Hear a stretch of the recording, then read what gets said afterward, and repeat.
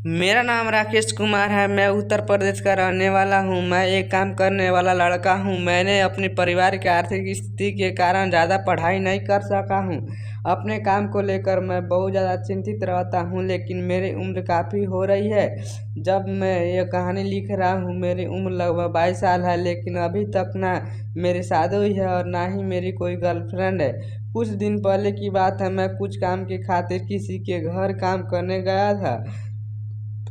जब मैं वहाँ काम कर रहा था तो मुझे पहचाने कोई चीज़ की ज़रूरत पड़े, मैंने वहाँ के रहे फैमिली मेम्बर से किसी भी चीज़ को मांगने के लिए आवाज़ लगाई थी, लेकिन उधर से एक लड़की आए थे सामान देने के लिए। वह लड़की देखने में काफ़ी ज़्यादा सुंदर और बेहद शांत और अच्छे स्वभाव के थे।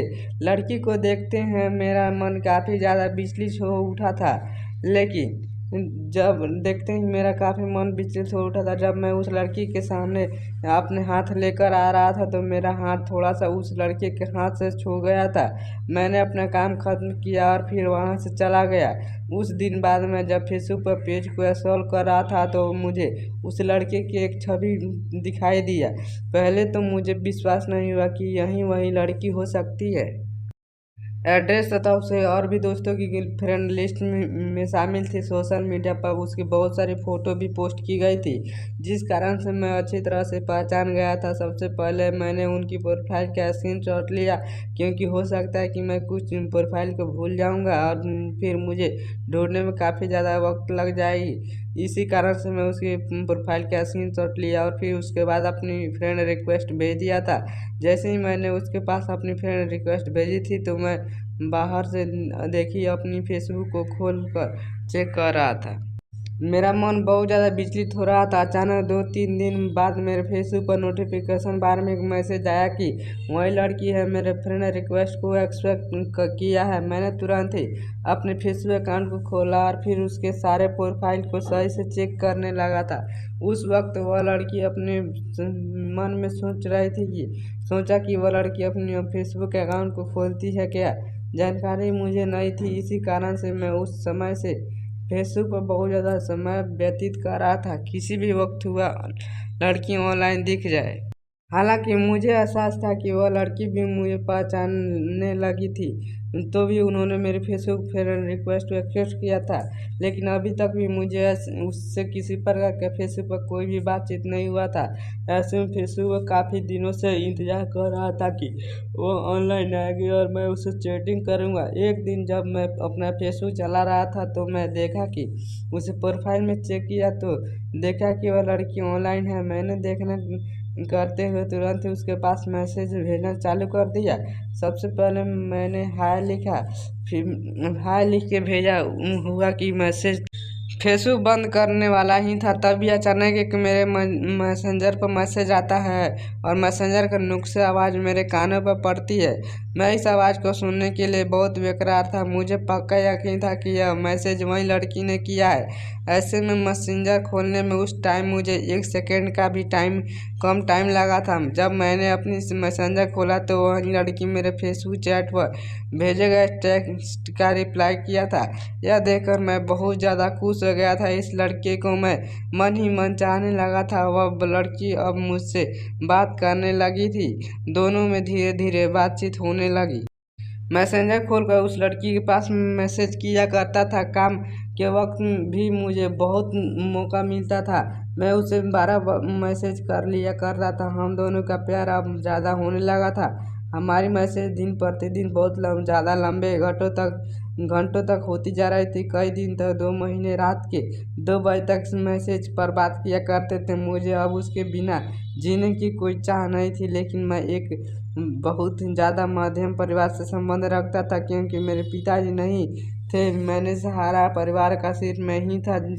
मैं जब काम करके घर आता था तो उन्हीं पैसों से हमारा घर का पालन पोषण होता था।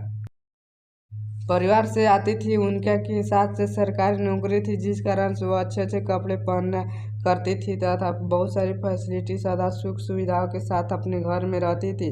ऐसे में मेरा उससे शादी करने का विचार बहुत ज़्यादा गलत हो रहा था। अगर मैं उस लड़की से या उसके पिताजी से अपनी शादी के बात करने के लिए जाता तो मैं जब उससे बात करता था तो अपने मन में सोच रहा था कि हमारी शादी होगी या नहीं होगी, क्योंकि अब मेरी गरीबी का फैसला होता है, बहुत बड़ा फैसला होता है और कोई भी अमीर आदमी अपनी बेटी की शादी गरीब परिवार में नहीं करता है।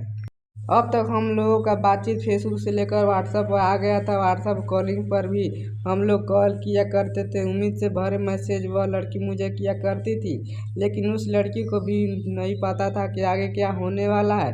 हालांकि बोला कि कभी भी मेरे बात से एक शौक नहीं थी। वह तो कहते हैं कि अगर हमारे माँ बाप मानते हैं शादी को लेकर तो ही मैं करूँगी, वरना जहाँ मेरे माता पिताजी करेंगे शादी करने के लिए मैं वहीं करूँगी।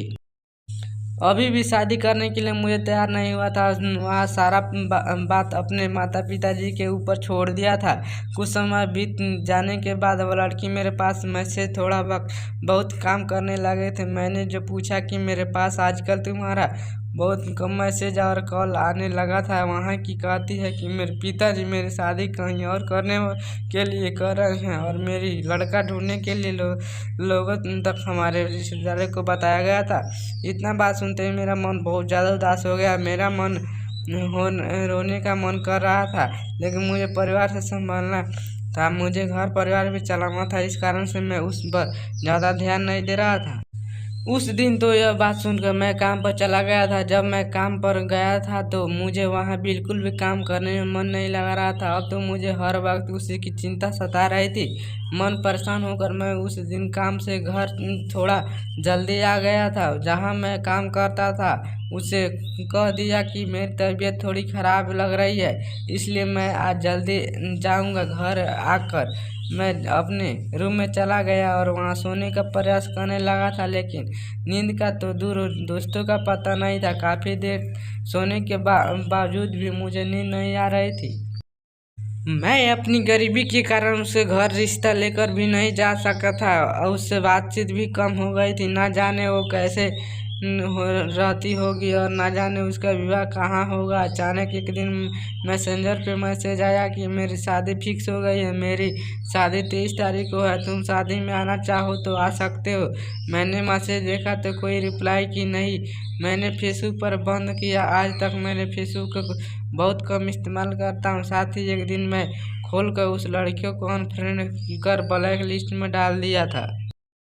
उस लड़की से मुझे व्हाट्सएप पर भी बात होती थी, वहाँ से भी मैंने उसे ब्लॉक कर दिया था उसे भुलाने के लिए। लेकिन प्यार यह सब नहीं मानता है। मैंने तो अपनी पूरी श्रद्धा के साथ उसे प्यार किया था, लेकिन मैं अपनी गरीबी के कारण नहीं उससे शादी नहीं कर पाया। लेकिन मेरे परिवार वालों को भी इस बात की जानकारी बिल्कुल भी नहीं थी कि मैं अंदर ही अंदर कितना दुख लेकर जी रहा हूँ। अब तो मेरा काम बस काम पर जाना है और घर आना होता है। तब मेरा मन बिल्कुल भी कहीं नहीं लगता था, हमेशा मन विचलित हो जाता था। किसी समय तो मैं बेचैन हो जाता था। परिवार वाले मेरी इस परिस्थिति के बारे में बिल्कुल भी अंदाज़ा नहीं लगा सकता था, क्योंकि उन लोगों को कुछ भी मैंने बताया भी नहीं था। जिसे मैंने प्यार किया था वो मैंने पूरी ज़िंदगी उसे नहीं भूल पाया था। जब भी वो मुझे याद आती है तो मैं वो अपनी किस्मत को दोषी मानकर अपने आप को समझा लिया करता था, क्योंकि अगर मेरे घर वाले उसके घर रिश्ता लेकर जाते तो उसके घर वाले नहीं मानते, क्योंकि मेरे वास्ते की स्थिति और मेरे घर के आधार इतनी अच्छी नहीं थी कि वह लड़की मेरे घर में रह सकते हैं।